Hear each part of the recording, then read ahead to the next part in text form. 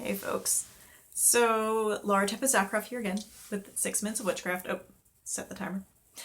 And I just finished talking about charging in magic.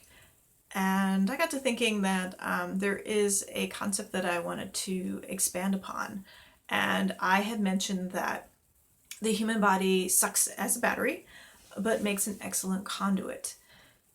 And when it comes to this idea of this raising energy and like where I think the root of charging comes from, the idea that you need to apply all this from outside, it's not so much that we are a bad place to originate things from. Like, we have enough of our own essence.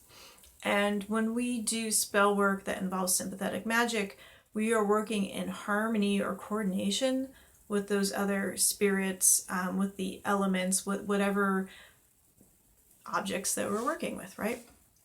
And it's not so much that we are using up energy or power, but we are redirecting it, we are changing it, we are manipulating it, we are changing the pattern in our favor, we are weaving. So you might use yarn up when you are working at a loom, but the yarn is still there, right? It becomes something else as it's unified. These threads come together so that suddenly you get an image in a tapestry. But those elements still existed and they weren't technically changed, right? They weren't depleted. They were utilized. And I think that's a really important thing to understand with witchcraft. Is what I mean by sucks as a battery is that you shouldn't be pouring out of yourself in order to do a spell or a ritual or anything else like that.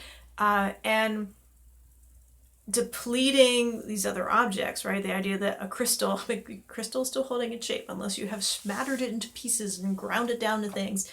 It's still existing at an atomic level. It's still the same thing. And so I think that's where, unless it's specifically that you are directing an entity, a spirit, making a servitor spirit, or whatever the whole concepts that you're applying something else to an object, it's still, most things are still at the same level, that they are just being utilized. And the way that they are being utilized is the idea of them. That when you're working with that lavender, it's the texture, it's the smell of the lavender, that you feel the weight of this stone, the iron in that hematite, the feel of that copper cauldron, the different aromas, the different textures, all of these things are a sensory experience that heighten our sense of understanding of the world and of ourselves. So when we are doing repetitive actions like dancing, like drawing, like doing music, like physically weaving,